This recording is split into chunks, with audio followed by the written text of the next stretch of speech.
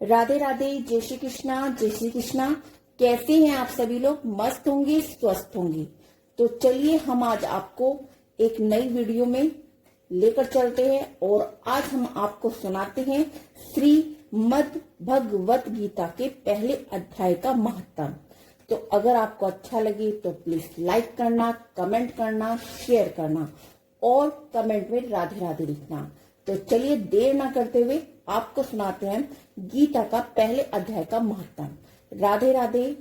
श्री पार्वती जी ने कहा, भगवान आप सब तत्वों की ज्ञाता है। आपकी कृपा से मुझे श्री विष्णु संबंधित नाना प्रकार के धर्म सुनने को मिले जो समस्त लोगों का उद्धार करने वाले हैं। हे देवेश, अब मैं गीता का महत्व सुनना चाहती हूँ जिसका श्रवण करने से श्री हरि में भक्ति बढ़ती है।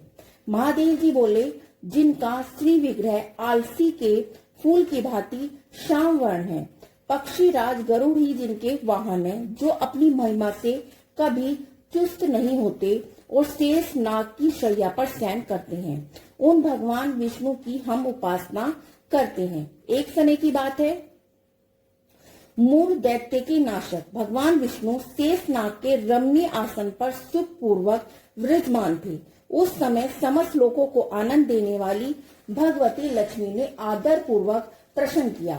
श्री लक्ष्मी जी ने पूछा, भगवान आप संपूर्ण जगत का पालन करते हुए भी अपने ऐश्वर्य के प्रति उदासीन से होकर जो इस क्षीर सागर में नींद ले रहे हैं, इसका क्या कारण है? श्री भगवान बोले, सोमुखी मैं नींद नहीं लेता, अपितु तत्व का अनुसरण करने वाले अंत दृष्टि द्वारा अपने ही महेश्वर तेज का साक्षात कर रहा हूँ। देवी, यह वही तेज है जिसका योगी पुरुष कुशल बुद्धि के द्वारा अपने अंतकरण में दर्शन करते हैं तथा जिसे निश्चक विद्वान वेदों का सार तक निश्चय करते हैं। वे महेश्वरी तेज एक अजर प्रकाश स्वरूप, आत्म स्वरूप, रोग शोक से रहित अखंड आनंद का पुनः नील है और दैत्य रहित है। इस जगत का जीवन उसी के अधीन है, मैं उसी का अनुभव करता हूँ। देवश्री, यही कारण है कि मैं तुम्हें नींद लेता सा प्रतीत होता हूँ। श्री लक्ष्मी जी ने कहा, हर्षिकेश, आप ही योगी पुरुषों के धैर्य हैं। आपके अतिरिक्त कोई भी ध्यान करने योग्य तत्व है, ये जानकर मुझे बड़ा कौतूहल हो रहा है। इस चराचर जगत की सृष्टि और संहार करने वाले स्वयं आप ही हैं। आप सर्वथा इस प्रकार की स्थिति में होकर भी यदि आप उस परम तत्व से भिन्न हैं, तो मुझको उसका बोध कराइए। श्री भगवान बोले, प्रिय, आत्मा का स्वरूप दैत्य और अदैत्य से पृथक, भाव और अभाव से मुक्त तथा आदि और अंत से रहित है। शुद्ध ज्ञान के प्रकाश से उपलब्ध होने वाला तथा परम आनंद स्वरूप होने के कारण एकमात्र सुंदर है। वही मेरा ईश्वरीय रूप है। आत्मा का एक तत्व ही सबके द्वारा जानने योग्य है। गीता शास्त्र में इसी का प्रतिपादन हुआ है। अमित तेजस्वी भगवान विष्णु के ये वचन सुनकर लक्ष्मी देवी ने शंखा उपस्थित करते हुए कहा, भगवान, यदि आपका स्वरूप स्वयं परम आनंद में है और वाणी की पहुंच के बाहर है, तो गीता कैसे उसका बोध कराती है? मेरे इस संदेह को आप निवारण कीजिए। श्री भगवान बोले, सुंदरी सुनो, मैं गीता में अपनी स्थिति का वर्णन करता हूँ। कर्मशा 5 अध्यायों को जो 5 मुख जानो, 10 अध्यायों को 10 भुजाएं समझो, 1 अध्याय को उदर, 2 अध्याय को दोनों चरण कमल जानो। इस प्रकार ये 18 अध्यायों की वांग में ईश्वरीय मूर्ति ही समझनी चाहिए। ये ज्ञान मात्र से भगवान पातकों का नाश करने वाली है। जो उत्तम बुद्धि वाला पुरुष गीता के 1 या आधे अध्याय का अथवा 1 आधे या चौथाई श्लोक का प्रतिदिन अध्ययन करता है, वे सुशर्मा के समान मुक्त हो जाता है। श्री लक्ष्मी जी ने कहा, देव, सुशर्मा कौन था, किस जाति का था और किस कारण से उसकी मुक्ति हुई? श्री कृष्ण बोले, प्रिय, सुशर्मा बड़ी खोटी बुद्धि का मनुष्य था। पापियों का तो वे शिरोमणि ही था। उसका जन्म वैदिक ज्ञान से शून्य क्रूरतापूर्ण कर्म करने वाले ब्राह्मणों के कुल में उत्पन्न हुआ था। वह न ध्यान करता था, न जप करता था, न होम करता था और न ही अतिथियों का सत्कार करता था। वे लपट होने के कारण सदा विषयों के सेवन में आसक्त रहता था। हल जोतता और पत्ते बेचकर जीविका चलाता था। उसे मदिरा पीने का व्यसन था तथा वे मांस भी खाया करता था। इस प्रकार उसने अपने जीवन का दीर्घ काल व्यतीत कर दिया। एक दिन मूढ़ बुद्धि शूर शर्मा पत्ते लाने के लिए किसी ऋषि की वाटिका में घूम रहा था। इसी बीच में काल रूपधारी काले सांप ने उसे डस लिया। शूर शर्मा की मृत्यु हो गई। तदंतर वे अनेक नरकों में जा वहां यातनाएं भोग कर मृत्यु लोक में लौट आया और वहां बोधा मतलब बोझ ढोने वाला बैल हुआ। उस समय किसी पंगु ने अपने जीवन को आराम से व्यतीत करने के लिए उसे खरीद लिया। बैल ने अपनी पीठ पर पंगु भर ढोते हुए बड़े कष्ट 7-8 वर्ष बिताए। एक दिन पंगु ने किसी ऊंचे स्थान पर बहुत देर तक बड़ी तेज के साथ उस बैल को घुमाया। इससे वह थककर बड़े वेग से पृथ्वी पर गिर पड़ा। उस समय वहां कोतूहल वंश आकर्ष से बहुत से लोग एकत्रित हो गए। उस जन समुदाय से किसी भी पुण्यात्मा व्यक्ति ने उस बैल का कल्याण करने के लिए अपना पुण्यदान नहीं किया। तत्पश्चात को दूसरे लोगों ने भी अपने अपने पुण्यों को याद करके उन्हें उसके लिए दान किया। उस भीड़ में एक वैश्य भी खड़ी थी। उसे अपनी पुण्य का पता नहीं था, तो भी उसने लोगों की देखा देखी उस बैल के लिए कुछ त्याग दिया। तदंतर यमराज के दूत उसे मरे हुए प्राणी को पहले यमपुरी ले गए। वहां पर यह विचार कर वैश्य के दिए हुए पुण्य से पुण्यवान हो गया, उसे छोड़ दिया गया। फिर वह भूलोक में आकर उत्तम कुल शीश वाले ब्राह्मण के घर में उत्पन्न हुआ। उस समय भी उसे अपने पूर्व जन्म की बातों का स्मरण बना रहा। बहुत दिनों के बाद अज्ञान को दूर करने के लिए कल्याण तत्व का जिज्ञासु होकर उस वैश्य के पास गया और उसके दान की बातें बतलाते हुए उनसे पूछा, तुमने कौन सा पुण्य दान किया? वैश्य ने उत्तर दिया, मैं पिंजरे में बैठा हुआ तोता प्रतिदिन कुछ पढ़ता था, उससे मेरा अंतकरण पवित्र हो गया। उसी का पुण्य मैंने तुम्हारे लिए दान किया था। इसके बाद उन दोनों ने तोते से पूछा। तब वे तोते ने अपने पूर्व जन्म का स्मरण करके प्राचीन इतिहास कहना आरंभ किया। शुक्र बोला, पूर्व जन्म में विद्वान होकर भी विधाता के अभिमान से मोहित रहता था। मेरा राग द्वेष इतना बढ़ गया था कि गुणवान विद्वानों के प्रति भी ईर्ष्या भाव रखने लगा। फिर समय अनुसार मेरी मृत्यु हो गई और मैं अनेकों घृणित लोगों में भटकता रहा। इसके बाद इस लोक में आया। सुदेव की अत्यंत निंदा करने के कारण तोते के कुल में मेरा जन्म हुआ। पापी होने के कारण अपनी छोटी अवस्था में मेरे माता पिता से वियोग हो गया। एक दिन मैं ग्रीष्म ऋतु में तपे हुए मार्ग पर पड़ा था। वहां से कुष्ठ श्रेष्ठ मुनि मुझे उठाकर लाए और महात्माओं के आश्रय में आश्रम के भीतर एक पिंजरे में उन्होंने मुझे डाल दिया। वही मुझे पढ़ाया। ऋषियों के बालक बड़े आदर के साथ गीता के प्रथम अध्याय की आवर्तित करते थे।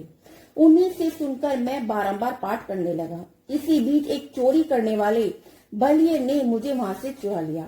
तत्पश्चात इस देवी ने मुझे खरीद लिया। यही मेरा वृत्तांत है जिससे मैंने आप लोगों को बता दिया। पूर्व काल में मैंने प्रथम अध्याय का अभ्यास किया, जिससे मैंने अपने पाप को दूर किया। फिर उसी से इस वैश्य को भी अंतकरण शुद्ध हुआ है और उसी के पुण्य से ये दृढ़ श्रेष्ठ सुशर्मा भी पाप मुक्त हुआ है।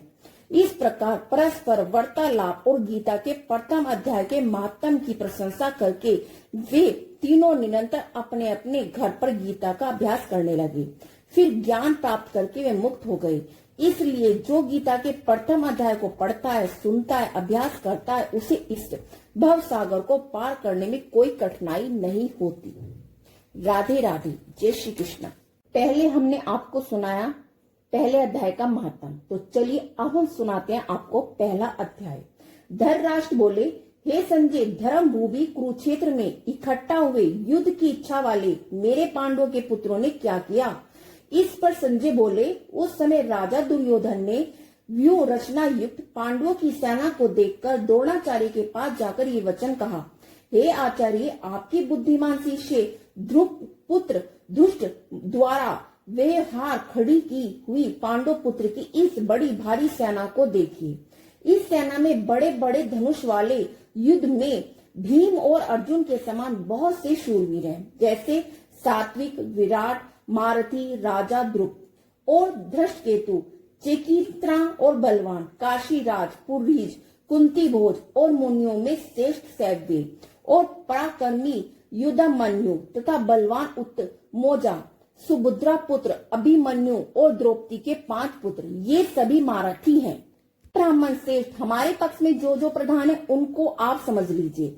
आपके जानने के लिए मेरी सेना में जो सेनापति हैं उनको कहता हूँ। एक तो स्वयं आप और भीष्म पितामह तथा कर्ण और संग्राम विजय कृपाचार्य, वैसे ही अश्वत्थामा, विकर्ण, सोमदत्त का पुत्र भूरिश्रवा तथा और भी बहुत से सूरवीर हैं। अनेक प्रकार के शस्त्र अस्त्रों से युक्त, मेरे लिए जीवन की आशाओं को त्यागने वाले, सब के सब युद्ध में चतुर हैं। भीष्म पितामह द्वारा रक्षित हमारी वह सेना सब प्रकार से अजेय है और भीम द्वारा रक्षित इन लोगों की यह सेना जीतने में सुगम है। इसलिए सब मोर्चे पर अपनी अपनी जगह स्थित रहते हुए आप लोग सब के सभी निसंदेह भीष्म पितामह की ओर से रक्षा कीजिए। इस प्रकार द्रोणाचार्य से कहते हुए दुर्योधन के वचनों को सुनकर कौरवों में बड़ा वृद्ध प्रतापी भीष्म पिता ने उस दुर्योधन के हृदय में हर्ष उत्पन्न करते हुए उच्च स्वर से सिंह की नाद के समान गरज कर शंख बजाया। उसी के उपरांत शंख और नगाड़े, ढोल, मृदंग, नरसिंह आदि बाजे एक साथ बजे। वह शब्द बड़ा भयंकर हुआ। उसके अनंतर सफेद घोड़ों से युक्त उत्तम रथ में बैठे हुए श्री कृष्ण महाराज और अर्जुन ने भी अलौकिक शंख बजाए। उनमें श्री कृष्ण महाराज जी ने 5 नामक शंख और अर्जुन ने देवदक नामक शंख बजाया। भयानक क्रम वाले भीमसेन ने पांडुक नामक महाशंख बजाया। कुंती पुत्र राजा युधिष्ठिर ने अनंत विजय नामक शंख और नकुल सहदेव ने सुघोष मणि पुष्प नाम वाले शंख बजाए। शेष धनु वाले काशीराज, मारथी, शिखंडी और दुष्टधम, राजा विराट और अजम्य सात्विक तथा राजा ध्रुव और द्रौपदी के 5 पुत्र, बड़ी भुजा वाले सुभद्रा पुत्र अभिमन्यु, इन सब ने हे राजन अलग अलग शंख बजाए। भयानक शब्द ने आकाश और पृथ्वी को भी शब्दयान करते हुए धर्मराष्ट्र पुत्रों के हृदय में वृद्धन कर दिए। हे राजन, उसके उपरांत कपिध्वज अर्जुन ने खड़े होकर धर्मराष्ट्र को पुत्रों को देकर उस शस्त्र चलने की तैयारी के समय धनुष उठाकर हंसी के श्री कृष्ण महाराज जी से वचन कहा, हे अच्युतम, मेरे रथ को तुम सेनाओं के बीच में खड़ा करिए। जब तक मैं इन स्थित हुए युद्ध की कामनाओं को अच्छी प्रकार से देख लूं कि इस युद्ध रूप व्यापार में मुझे किन किन के साथ युद्ध करने योग्य है। दुर्बुद्धि दुर्योधन का युद्ध में कल्याण चाहने वाले जो ये राजा लोग इस सेना में आए हैं, उन युद्ध करने वालों को मैं देखूंगा। संजय बोले, हे धर्मराज, अर्जुन द्वारा इस प्रकार कहे हुए महाराज श्री कृष्ण ने दोनों सेनाओं के बीच में भीष्म और द्रोणाचार्य के सामने और संपूर्ण राजाओं के सामने उत्तम रथ को खड़ा करके ऐसा कहा कि हे पार्थ, इन इकट्ठे हुए कौरवों को तो देखो। उसके उपरांत पथवान अर्जुन ने उन दोनों ही सेनाओं में स्थित हुए पिता के भाइयों को, पितामह को, आचार्यों को, मामाओं को, भाइयों को, पुत्रों को, पोत्रों को तथा मित्रों को, ससुरों को, सुहृदों को भी देखा। इस प्रकार उन खड़े हुए संपूर्ण बंधुओं को देखकर वे अत्यंत करुणा से युक्त हुए और कुंती पुत्र अर्जुन शोक करते हुए ये बोले, कृष्ण, इस युद्ध की इच्छा से खड़े होने वाले सज्जन समुदाय को देखकर मेरे अंग शिथिल हो जाते हैं और मेरा मुख भी सूखा जाता है और मेरे शरीर में कंपन, रोमांच हो रहा है तथा हाथ से गांडवी धनुष गिरता है और त्वचा भी बहुत जलती है तथा मेरा मन भ्रमित सा हो रहा है। इसलिए मैं खड़ा रहने में असमर्थ हूँ, समर्थ नहीं हूँ। हे केशव, लक्षणों को भी विपरीत ही देखता हूँ तथा युद्ध में अपने कुल को मारकर कल्याण भी नहीं देखता। हे कृष्ण, मैं विजय नहीं चाहता, राज्य और सुखों को भी नहीं चाहता। हे गोविंद, हमें राज्य से क्या प्रयोजन अथवा भोगों से और जीवन से क्या प्रयोजन, क्योंकि हमें जिनके लिए राज्य, भोग, सुख आदि इच्छित है, वे ही सब धन और जीवन की आशा को त्याग कर युद्ध में खड़े हैं, जो कि गुरुजन, ताऊ, चाचे, लड़के, वैसे दादा, मामा, ससुर, पोते, साले और संबंधित लोग हैं। इसलिए हे मधुसूदन, मुझे मारने पर भी अथवा 3 लोग के राज्य के लिए भी इन सबको मारना नहीं चाहता, फिर पृथ्वी के लिए क्या। हे जनार्दन, धर्मराष्ट्र के पुत्रों को मारकर भी हमें क्या प्रसन्नता होगी। इस अतिथियों को मारकर तो हमें पाप ही लगेगा। इससे हे माधव, अपने बांधव धर्मराष्ट्र के पुत्रों को मरने के लिए हम योग्य नहीं है, क्योंकि अपने कुटुंब को मारकर हम कैसे सुखी होंगे। यद्यपि लोभ से भ्रष्ट चित हुए ये लोग कुल के नाशकृत दोष को भी मित्रों के साथ विरोध करने पर भी पाप को नहीं देखते, परंतु हे जनार्दन, कुल के नाश करने से होते हुए दोष को जानने वाले हम लोगों को इस पाप से हटने के लिए कोई नहीं विचार करना चाहिए, क्योंकि कुल के नाश होने से सनातन कुल धर्म नष्ट हो जाता है। धर्म के नाश होने से संपूर्ण कुल का भी पाप भी बहुत दबा लेता है तथा हे कृष्ण, पाप के अधिक बढ़ जाने से कुल की स्त्रियां दूषित हो जाती हैं और हे केशव, स्त्रियों के दूषित होने पर वर्ण संकर उत्पन्न होते हैं और वर्ण संकर कुल घातियों को और कुल को नरक में ले जाने के लिए होता है। लोभ हुई पिंड जल की क्रिया वाले इनके पितर लोग भी गिर जाते हैं और इस वर्ण संकर कारक दोषों से कुल घतियों के सनातन कुल धर्म और जाति धर्म नष्ट हो जाते हैं तथा हे जनार्दन, नष्ट हुए कुल धर्म वाले मनुष्य का अनंत काल तक नरक में वास होता है, ऐसा हमने सुना है। अहो, शौक है कि हम लोग बुद्धिमान होकर भी महान पाप करने को तैयार हुए हैं, जो कि राज्य सुख के लोभ से अपने कुल को मारने के लिए उद्यत हुए हैं। यदि मुझ शस्त्र रहित न सामना करने वालों को शस्त्रधारी धर्मराष्ट्र के पुत्र रण में मारे तो वह मारना भी मेरे लिए अति कल्याणकारक होगा। संजय बोले, रणभूमि में शोक से उदित मन वाले अर्जुन इस प्रकार कहकर बाण से धनुष को त्याग कर रथ के पिछले भाग में बैठ गए। राधे राधे। पहला अध्याय समाप्त।